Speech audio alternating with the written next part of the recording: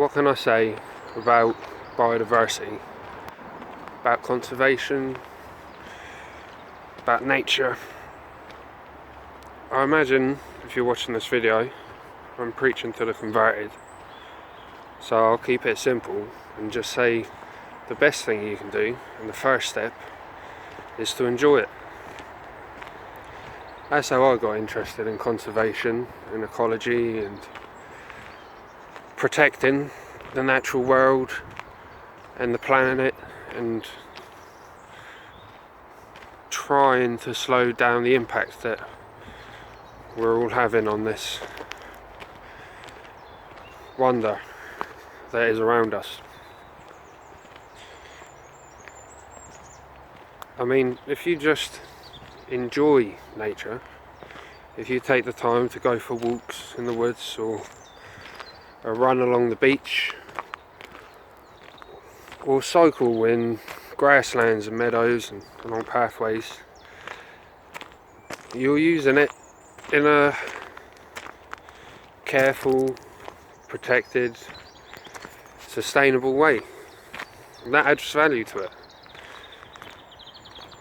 That shows councils and local governments that though they can't sell it, and they don't get any direct financial benefit from it, that it's in their interest to protect these areas too, because their population, their city, their citizens enjoy the space and make use of it. Also, if you enjoy nature and take the time to go to these places, then it will encourage you to take further steps, such as invest your time in the campaigns necessary for us to protect them. It'll encourage you to donate money towards it, because you feel like you've had an experience there, no difference to a theme park. You should just, and then you can enjoy it with other people too, and share that and pass it on, so that hopefully others will feel the same way as you.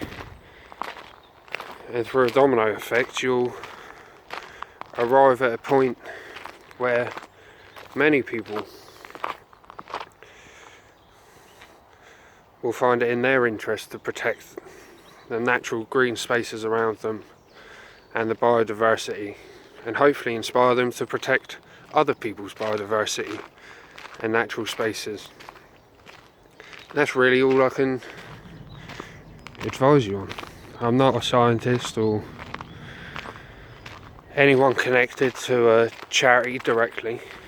I'm just someone who enjoys nature and wants to protect it. And so I thought I'd walk for a little bit around one of the areas I enjoy most, which is Thornhill Copse in Southampton, which is one of the few places in Europe left within the city limits that has natural growing heathland, and is home to many rare species of reptile, amphibian, birds and small mammals. And it's in the middle of the housing estate that I grew up on, and no matter where I go, I make sure to come back here occasionally to just enjoy the nature.